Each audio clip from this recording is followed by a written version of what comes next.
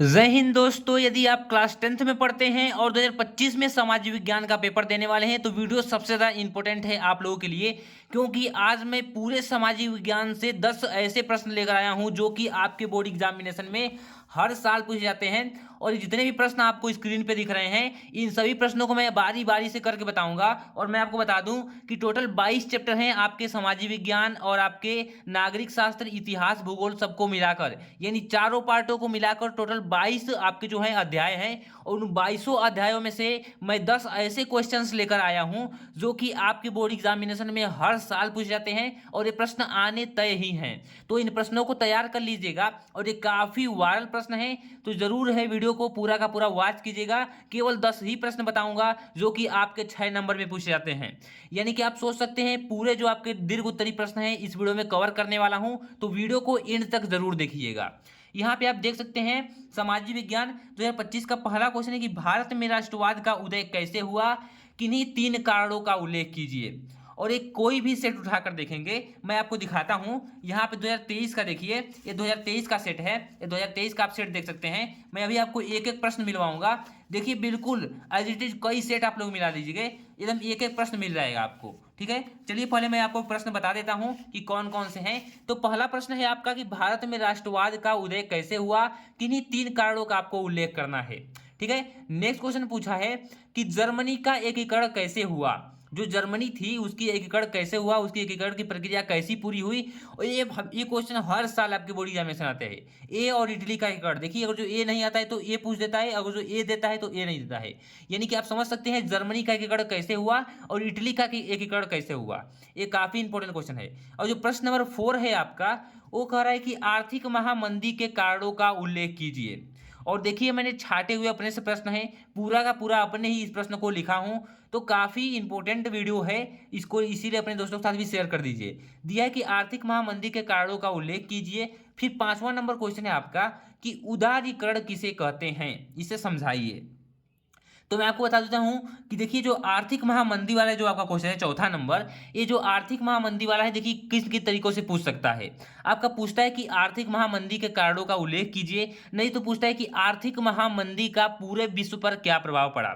ऐसे भी क्वेश्चन पूछता है, नहीं तो कभी कभार क्वेश्चन पूछता है कि भारत का महामंदी पर क्या प्रभाव पड़ा, इसका क्या करना है, आपको उल्लेख करना है।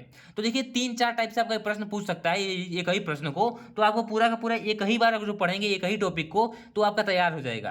तो आप समझ सकते हैं जो महामंदी वाला आपका टॉपिक है एक काफी इंपॉर्टेंट है। ठीक है, तो देखिए 5वां नंबर यहीं के साथ आपका बोल रहा है कि उदारीकरण किसे कहते हैं।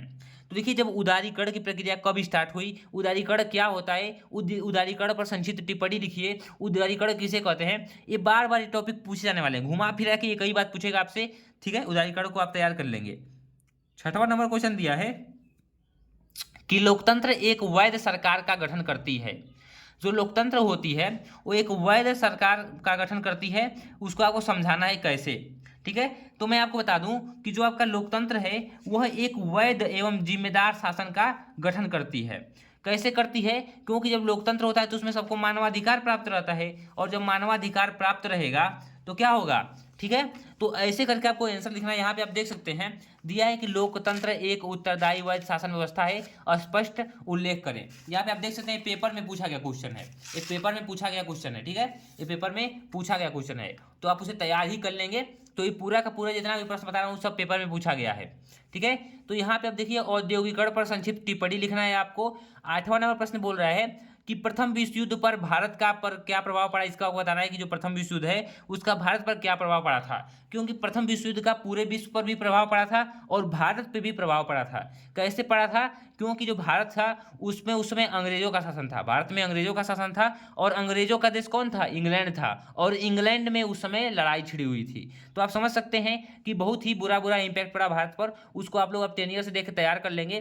तो ये आपको तैयार ही कर लेना है कि प्रथम विश्व युद्ध का भारत पर क्या प्रभाव पड़ा। ठीक है, अब यहाँ पे दिया है 9वां नंबर क्वेश्चन, खनिज किसे कहते हैं, यह भारत में अधिकतर किस राज्य में पाया जाता है, ये आपको बताना है।